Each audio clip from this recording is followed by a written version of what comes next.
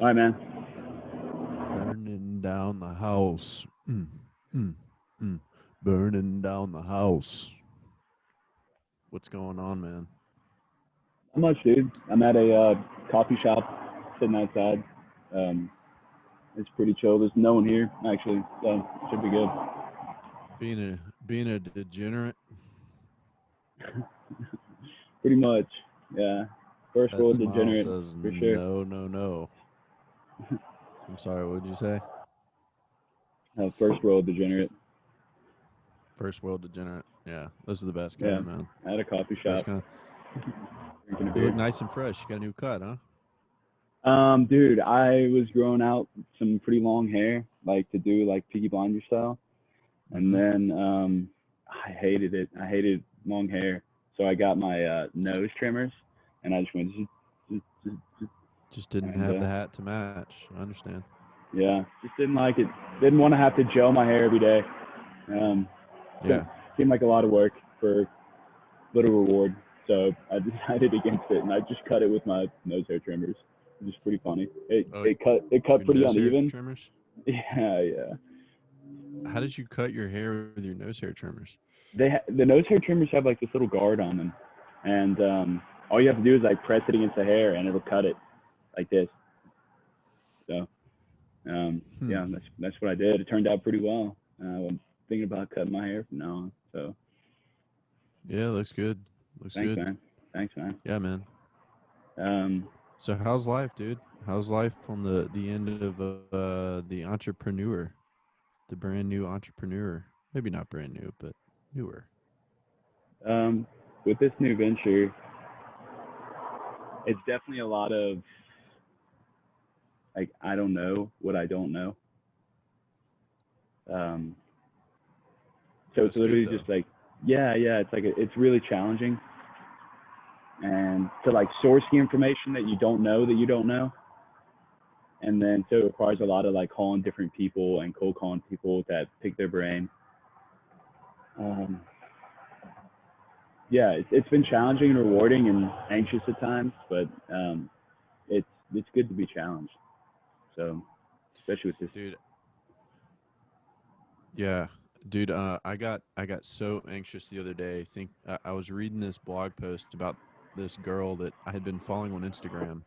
One of my friends in Austin, Texas, and in Santa Cruz, and she's a musician in both of those places, but she's living in Austin now. But I heard her play in Santa Cruz, and I met her, and really good blues sort of um, twangy, but just guitar twangy. Her voice sounds like a little bit like Janis Joplin a bit, um, or like a mix between Janis Joplin and uh, maybe like I don't know. She's just got this really nice tone to her voice. But I read this blog post that she put up because she hadn't posted anything on Instagram, although I didn't notice in a while, and it talked about how people were paying her rent. People were, her parents are like sending her money, like her supporters were sending her money and all this stuff.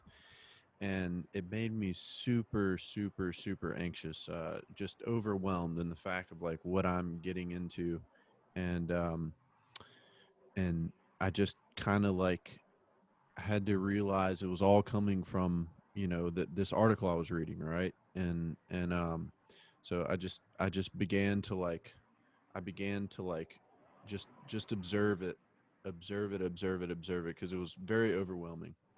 What about And it? after a while, it just the fact that like she could not support herself at all, because she was a musician, is a musician that was making her money playing music, but she couldn't support herself at all over these times. So she would just she was having to get money from different places besides music. And it was sad, man. It was sad. It hurt a lot to like read it. And but it was like it's like these are weird times, man. um but we all come out on the other side. We have to. uh and it's just like the idea of steady, keep going, just keep your head steady. Uh, do the things that are going to make you feel good, not eat cookies and eat burgers, but get outside, get some sun, get some of that vitamin D, um, get some exercise, and it just, I mean, I think I went to the gym like right after I read it, and I was like, okay, cool, I'm good. Um, but yeah, yeah. I was Hopefully that wasn't too hard to handle. no, speak your mind, man. That was good. Speaking on like these crazy times, I read or not didn't read. I listened to this podcast that was talking about this guy who I think in April, so like right when or like yeah, I think he published this in April, but like he didn't know that coronavirus was coming. But it pretty much he wrote of a like a dystopian. Um, so like I think a lot of people are looking at Corona like we're just going to bounce back like that. Proof all the masks are going to go away. All the social normatives are going to come. Normatives are going to come right back. But he paints this picture of like the kind of almost worst case scenario of Corona. It's like dystopian, futuristic, um, yeah, time. And and I guess just in relation to you, that gave me anxiety because I've been so optimistic about the recovery of the U.S. and the recovery of like, going back to hugging people, and you know Mm-hmm. that's pretty Mm-hmm. optimistic, going back to hugging people. So yeah, just Mm-hmm. just hearing that and like taking a second and thinking like, all right, like, are you thinking like pretty optimistically? Or are you thinking realistically? And have you considered like what it could be and how you're preparing for that, like mentally? So Are you asking me? no, Oh no, yeah, you're saying just that's about the thing was the yeah. right. Um, Well, what's your feeling now? I think it's really easy for me as a pretty big optimist to get let down um, when things don't go optimistically as I imagined. Mm-hmm. Um, Mm-hmm. so sometimes, like, I think it's okay to be optimistic, and it's tough for me to do this sometimes, but to actually consider the opposite of optimism, just I don't know. So it's in the back of your mind, and you're not surprised when it happens, and like there's a You healthy think medium in between both, where there's a realistic side to it. Go so? ahead. This is just a question on that. Do you think? I think being optimistic. I think like, I mean, there's times in each day for me that I'm like, you know, I'm feeling like I have all this energy built up and I don't know where to. Well, I know where to put it, but like I end up like it's just always a go to the gym thing. It's always go to the gym thing, or meditate or sleep or take a nap or whatever. But um, for you, like I was just thinking this to be optimistic. Do you think that that's a to think optimistically? Do you think it's why does it get you down easy when you're optimistic all the time? Well, I know. I think it's imperative to be optimistic, but at the same time, when somebody is blindly optimistic, like I can be sometimes, and just don't even consider any alternatives, you just only consider the best and what is good, it can lead to a situation that is potentially hazardous, not only for you, like uh, financially, or but mainly emotionally. Like you don't consider the alternatives, and you're just blatantly optimistic the whole time. It's like you're living in fairy world. Um, and while it's like great to have that perception about things in life, that we do live in a great society, a great time, and I'm grateful for what I have, and everything's awesome. the same time, it's like for me to go and pursue this business and not consider any alternatives of what can happen. Only the only way is it's like for me to only think like success is inevitable. I'm definitely gonna not gonna work as hard, um, and because I'm like, oh, okay, it's just gonna work, you know. But if I don't consider the alternatives, does that kind of make sense? Am I just going off there? Yeah, just to think optimistically is like the only perspective you can have when you're in a situation like you or like me. Um, I mean, yeah, there's times when I'm like, okay, am I going to be able to, pay the bills in a few months? Like, is that going to be able to? And then like when those thoughts arise, it's immediately I got to be mindful. I got to objectify the feeling of that, and then get that stress out if there's stress there. Um, but I'm interested in like how like if you're thinking optimistically all the time, is it easier for you to get let down? So you're wondering how is it easier to get let down if you're optimistic?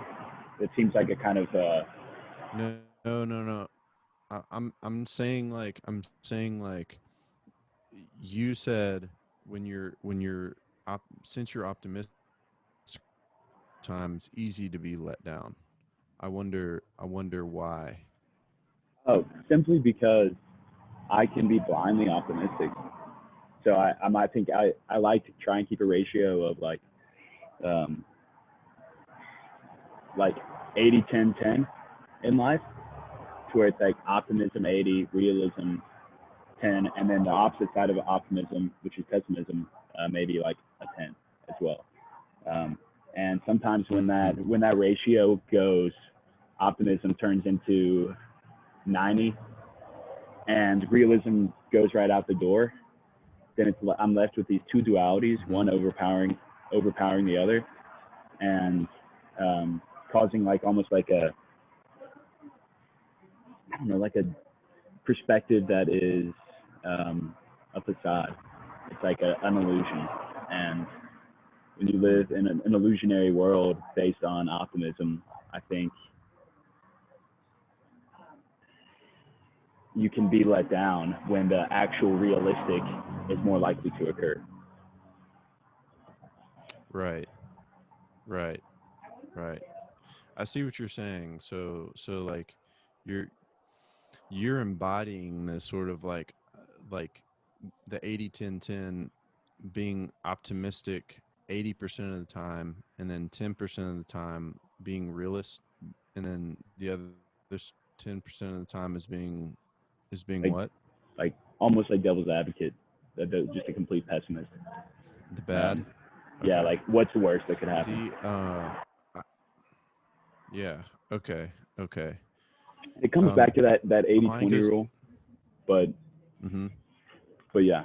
So I just broke the 20 up into yeah. But I it comes see. when So you you've sort don't of have like that perspective, the healthy ratio of understanding, and you're just positive all the time. It just like I think it's like an okay way to live. It's way better than being pessimistic for your entire life, but at the same time, it's like mhm. um, it invites uh, surprise, and when that could be Mm, mitigated emotionally. got you. Got you. My mind goes immediately to this image of the spectrum between the yin and the yang, and it's like the darkness can't exist without the light, and the light can't exist without the darkness. So if you think about it like a spectrum and there's a line on that spectrum, like, and this is like feeling okay, not good, not bad, just okay. Like living just here, like just this, but being open to all these, but also being open to all these as well, and just like taking note of everything in here and measuring it and making sure that you're taking it into account so you can minimize the risk and mitigate the bad results that could happen on that spectrum there is like what my mind goes to immediately. But but if I can translate this to my life, You have like like a I'm in this whiteboard or like a piece of paper there.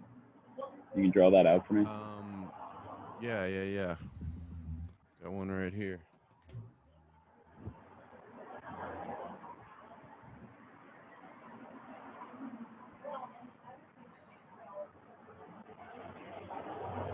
So like when I think about what you just said, it's interesting because like if you're so optimistic all of the time, like that's how you want your mindset to be. It's like there's more yeah, being surprised is harder to see, or it's harder to objectify. It's harder to bring to light the surprise, the actual being surprised, than actually just feeling the surprise and all the feelings that come with it emotionally. So Almost builds up an immunity, okay, like a little bit right, immunosuppressant. yeah, all right. So if this is that, just it's gonna be hard to like write, uh, you know. Just do you, man. And then this is,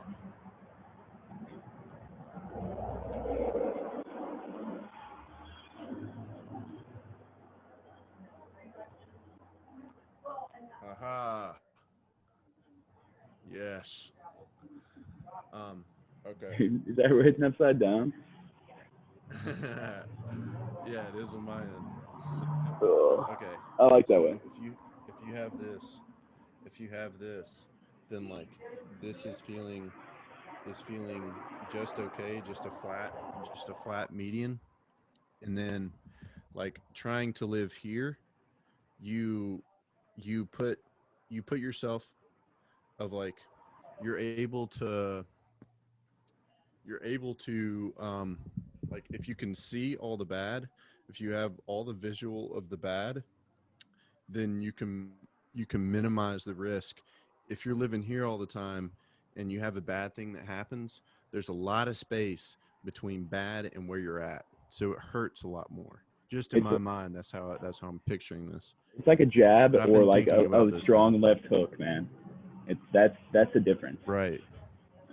Just like a quick Yeah. offhand jab Yes. or like a strong main hand left like hook or right hook.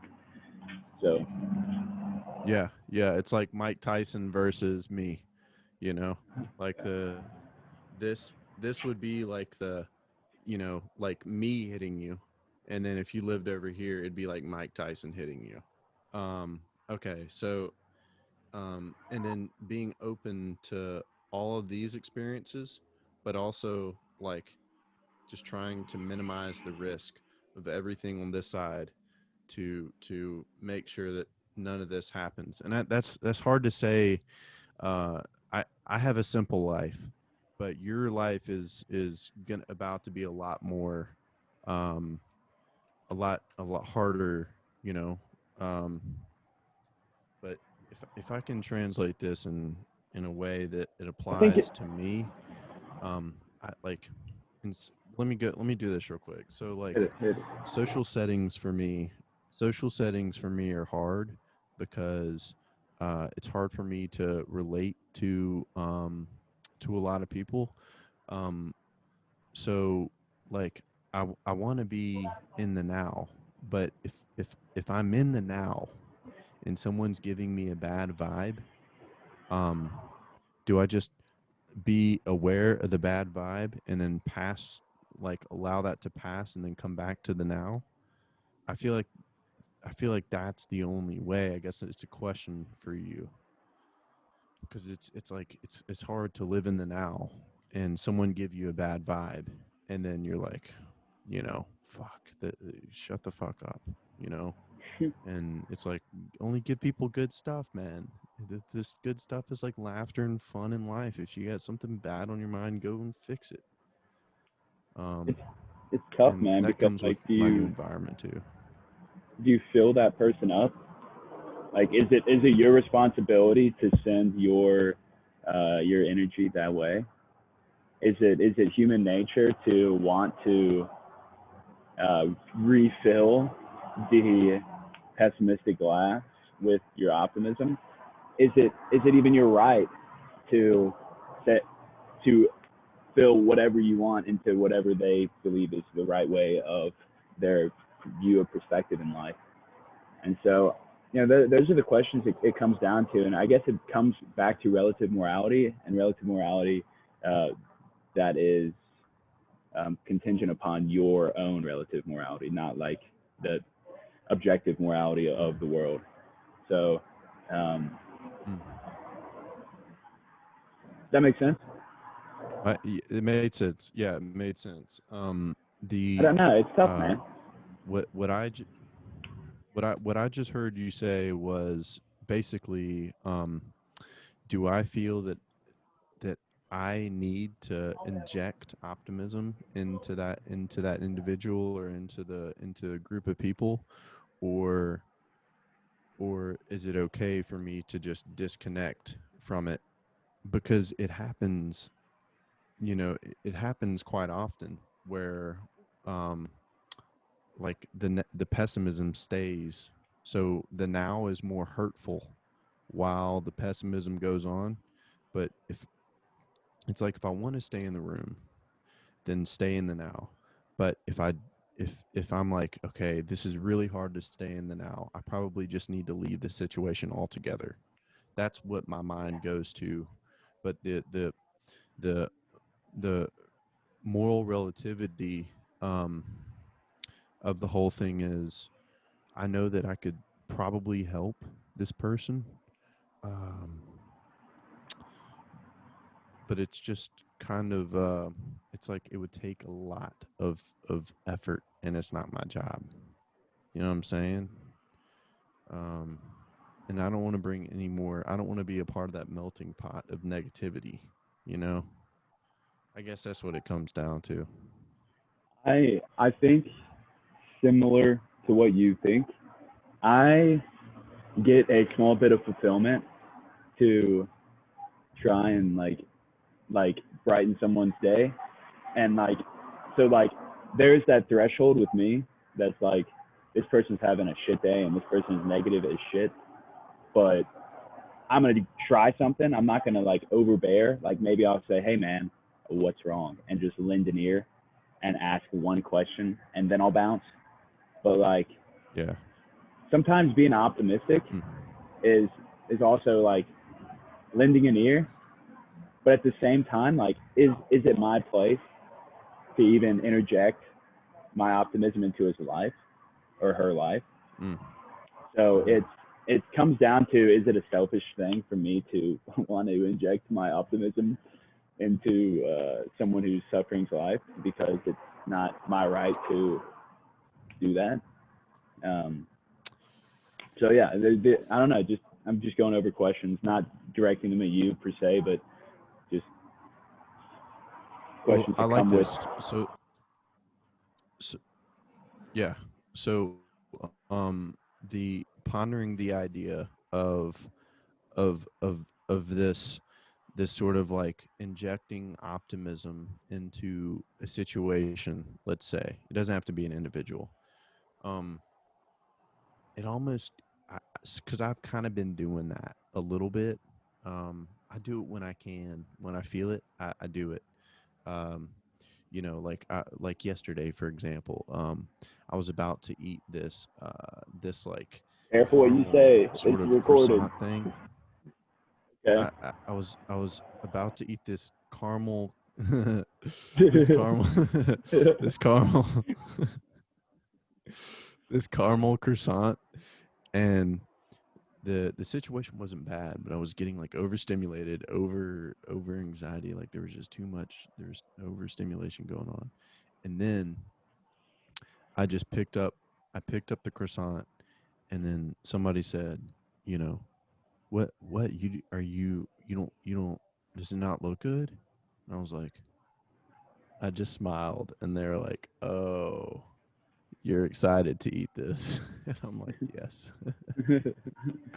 Because I never go into eating something without being like grateful for the fact that I can actually eat it. But just the fact that like I could translate that through a smile, it wasn't like I wasn't injecting per se. Uh, it wasn't like a cognizant injecting a thing, but uh, it was it was a good feeling that I wanted to share.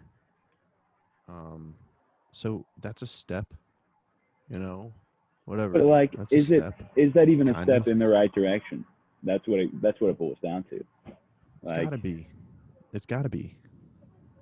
but all right. So let's play. Let's go. My other 10% of pessimist here. What if you Okay. decided? What if you decided to save your energy, and then you could put it into, you could translate that energy into something like. Most of the times when I try to inject optimism into a situation, it doesn't go anywhere. It doesn't do anything for anybody. I get more benefit out of it than they do. And so, what if I were to save that energy for someone who's actually receptive of the optimism? It would provide a better return on energy given by me. I don't know. I'm just thinking. I don't know. I see what you're saying. I see what you're saying. I see what you're Just a saying. And I, question, I not think like saying. it was a more, yeah, I see what you're saying. It was a more in the moment thing that occurred because I was about to eat this caramel croissant. It's not called a croissant. It's called something else, but it was like a caramel like fritter or like caramel like some type of French Where'd pastry, and you it was get this caramel beautiful fritter? and it I'm looked so curious. good. My buddy works at the bakery and he brings his stuff home and we get to eat it. Wow, Yeah. wow, that's cool. Yeah. Big perks. Big perks. Yeah. Bakery. That's So oof. yeah. Yeah. But yeah, it wasn't even like a it wasn't an even like, oh, I could save this pastry for another time when people are feeling good around me. So it wasn't even that. I just was like, okay, I'm gonna eat this pastry and I'm gonna enjoy it, you know. And then I was just like, well, let's just share like the smile, and that was it. And but I see what you're saying also with trying to put optimism into people because I learned this thing uh, in music therapy, which is like I'll just use the board again real quick. It's kind of just like a funnel thing that for people that are dying, um, and it looks like this.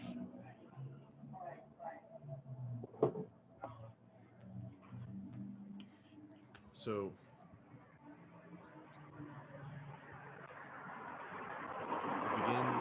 it begins here and it ends here.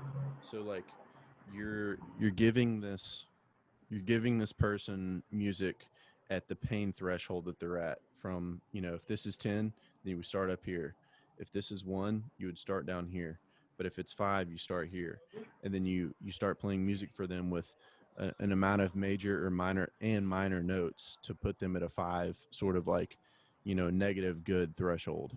So you take that and then you move into you just expand that musical note, the chordal progression and everything else to bring in more minor notes, more major notes, Is or this over the course of a more minor session notes, more or major over the notes. course of multiple sessions? Yeah, this is a whole song. The This is whole just one song. song. That's not the life cycle of the patient, right? No. Okay, okay. So so you would start them out at the threshold that they're at, but then open them up to new ideas and new information, and then bring them back to that same pain threshold. This is key because if you don't bring them back to that same pain threshold, then they think you're lying to them. They think you're being fucking fake. And it's like, it makes sense. Like, this person has 6 months left to live. You're not going to give this person 10 extra months because you played them this song. So you must end here because that's the only way that the this whole thing in here can happen. Okay. And it's like What is that it's like relative to? maybe It's relative to the injecting optimism into a situation. Why? That would be, um, like, for instance, if someone's hurting at a 10, you can't be like, "Hey, so how was your day?" Or, "Hey, I heard you did this cool thing with this art piece that you're doing," or, "Hey, I heard you wrote a really cool essay." You know, I mean, maybe you could in the beginning. I'm talking like initial interaction with this situation, and this is just the music theory. This is just the musical therapy theory.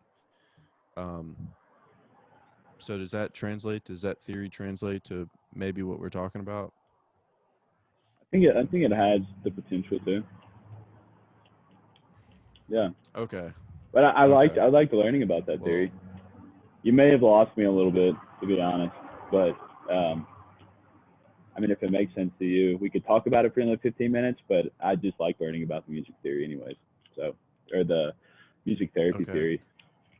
Um, yeah. Okay, so the like so normally these music therapists in New York City would go, if you don't want to talk about this, we don't have to talk about this, but just Hey, stop me. man. Um Tell me about it. okay, so these music therapists in New York City, I did like a an apprenticeship with them for like a day. Yeah. So they taught me all these things. I took a lot of notes and all this different stuff.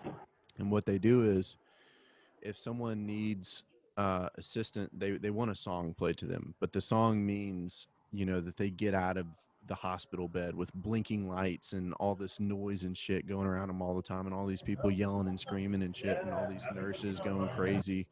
And as you can imagine, a New York City hospital is extremely hectic.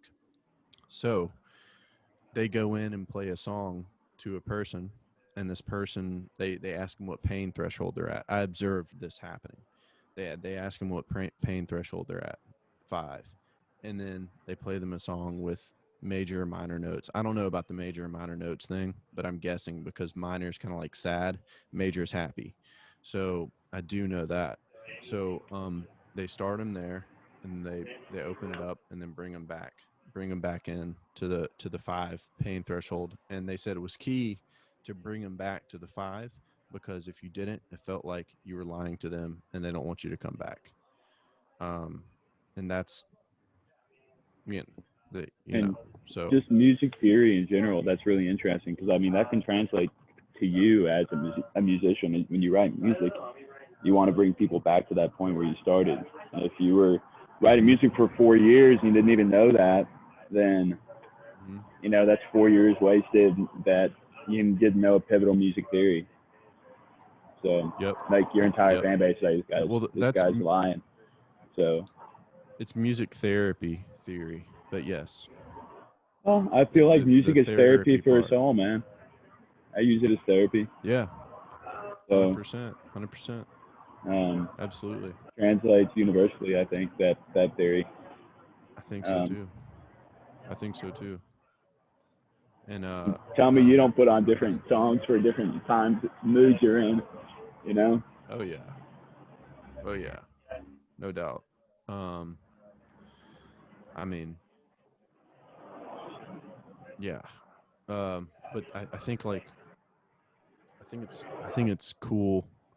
I think it's cool that they figured out that when you communicate with someone at a pain threshold, if you meet them there and then you open them up to new experiences, then you bring them back there. It's really cool.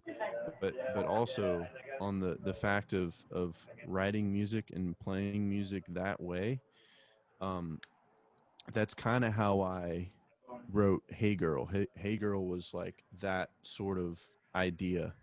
I wanted that idea to go into a song, and I think it worked. I think it worked well. Um, have you I think I found? might redo it for the album. But what's up? Oh, I'm saying like so. You mentioned being a little vague on if it's all major or minor notes.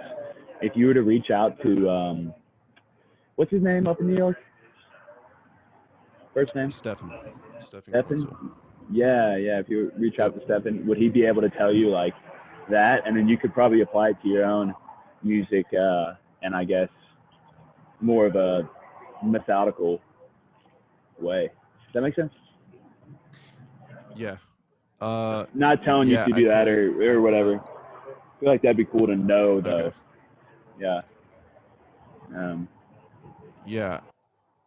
They pointed me to a couple of different books, like Musicophilia and then This Is Your Brain on Music, and I read both of those.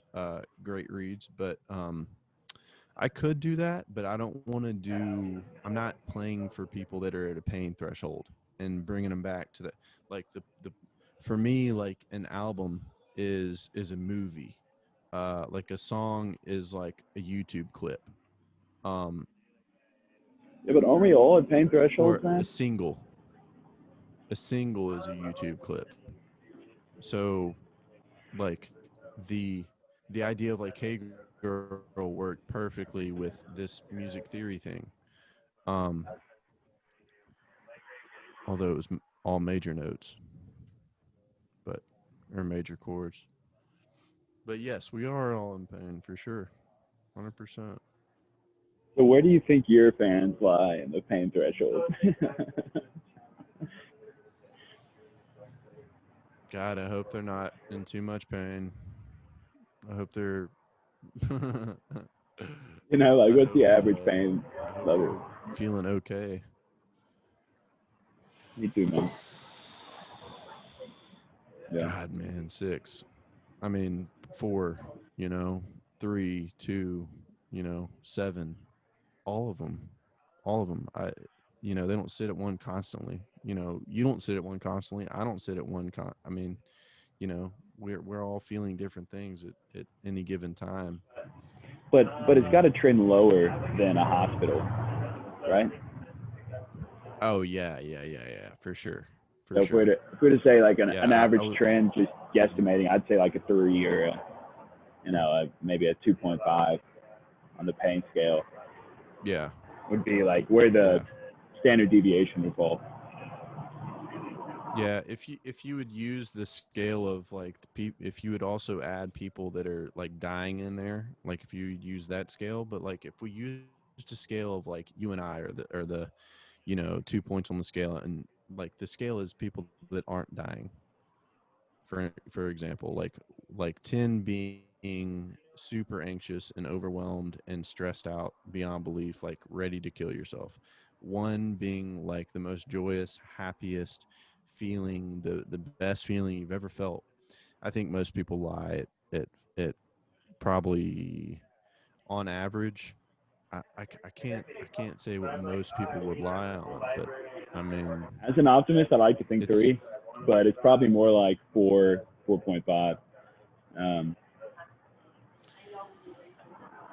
just yeah. because it's rare to I have think someone at I think 10 and wrapping 9, people. but 8's Yeah. probably pretty common going down. So, but then it's also like how common is 1 or 2? Not very common. Mm-hmm. I mean, with the thing I've way things are felt it a going in few this world, times. you know. So Yeah. that I mean, 1 or especially 2, right that now. 1 comes out in Especially like right now. a moment of pure bliss and um, Mm-hmm. unfabricated bliss. It's like you're at a view, Do you have or you're with someone that you really care about, do you have or do you just have a there's one that you would gratitude. share? You'd like to share? I think like I most I have one commonly. that I would share. Okay, well, go ahead, man. What is your one? Okay. All right. I'll do my 2 first because I got a You, 2 too. you got a 2 Okay. and a 1. All All right. right. So yeah. Okay. So this past weekend we played a gig for my pops' 60th birthday at Smith Lake, and we played Gold Rush in the first set, and we played Santa Cruz in the first set. Those 2 songs together put me at a 2. I was sitting 2, bro. I was dancing everywhere, man. Like Brian was on the sax, Cam was on the drums, Garrett was on his big ass amp on the bass, and it was awesome. That's a 2 for me, no doubt. And I was nice, and I wasn't drunk per se, but I probably had like 2 or 3 beers at that point. But the one was when I first came out of my shell, big time. at Avalon singing songs 2 years ago. A year ago. I'm sorry. About a year and a half ago. It was in May. And I woke up, had like 5 hours of sleep. I was eating well, 5 hours of sleep every night for about 4 or 5 nights. I was waking up and all I could think about was love. That is all I could think about was love. I was like, how could anybody else think any differently? Like, this is amazing. Like, Blind love is optimism, forever. man. Love is Yeah. always. Yeah. And I just didn't have any worries, and I was back in the South. I was living in Santa Cruz. I didn't like living in Santa Cruz. Back in the South, I was healthy, I was actually, after reading this book right here, which is called Awareness, Anthony DeMello, but that book was great. Um, that's like the blueprint. I'll I don't know if I'll probably buy some more books on meditation philosophy, but that one right there that's it. That's the one. Cool, man. If I could have Yeah. one book on this earth, I that's what guess it would be. I guess my analytical mind goes to that's more of like a 0.25, and then the other one's probably like a 1. Does that make sense? Like if the scale was Sure, 0 whatever. to 10, just having a 1 to 10 like actual scale. But yeah, but same thing. I don't know why. I don't Yeah, know no why I had to negative clarify thoughts on. that, but that's just where my brain Get it was. out. Yeah, I was pretty Get it OCD out. about There. adding that Let it extra all out. 1. Um, Mm-hmm. but yeah, man. I guess This is what for I was gonna throwing say up. is, um, I think when I get to like, I think a 1 would be like, so if your 1 was you played your 2 songs at your dad's birthday. Oh yeah. So um, I think I can experience that pretty frequently. Like I can replicate that 1 when I'm like looking out at a view or something like that, and I sit and I take in gratitude. Um, that 1 is pretty easy to replicate, but those 0.25 moments, man, like I feel like that 1 for you is like anytime you're on the stage and you're just playing your stuff, your creation, your babies. And don't let me put words in your mouth, but not every time, but um, of course it's not every time on top of a mountain looking at views as well, but it's more consistently. Um, but like that 0.25 like you experienced with playing that song for the first time in front of your buddies at Avalon, opening up over the course of the weekend or something. Yeah, that's something that is. I feel like it's only open to people who have a perspective of optimism that is, or that outweighs the pessimism and realism. Um, Mm. like it maybe not be only open to, but more likely to happen. It's more likely to experience those 0.25s with a disproportionate amount of optimism in your life, because it makes you dumb enough to get out of your box. You know, at the same time, sometimes that facade can even be a good thing, man, and help you take jumps that you wouldn't have taken if you were too realistic or too Exactly. pessimistic. So there's that fine balance, man. Mm-hmm. Of Yeah. where's Fine your balance, optimism man. threshold? Mm-hmm. Um, Yeah. Yeah. Yeah.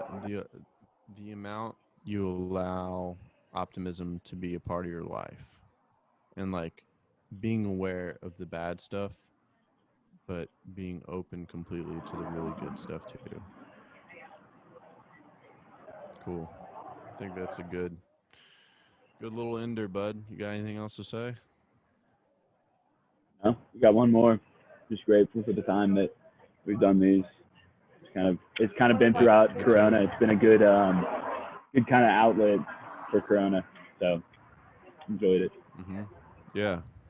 Yeah, for sure, for sure. And thank you, brother. And I love you, and Hey, everybody else out there, man. do you want to bring on a It's guest for our last one? Potentially. I think that'd be We'll talk a good after. a good banger to end it off. Okay. All right. Peace, man. Okay. Somebody we both know. Yeah, All I right, like brother. that. Good to see Yeah. you, man. The